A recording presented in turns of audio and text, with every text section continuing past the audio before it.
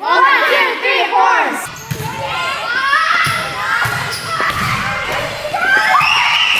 Again. Hit, dig. Good on that.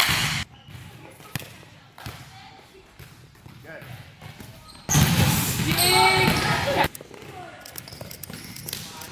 What's going to happen is Anja and I are going to alternate throwing you guys balls, and they're going to be all over the place. They're going to be low on the ground. We might hit a little roll shot at you. We might throw it super far, and you have to run and chase it down. And in order for it to count, you have to get 2 touches on it. So the first one has to be like a pass. The second one can be a set or a hit. You can like barely hit it like this, and it counts. You just have to get 2 touches on it, okay?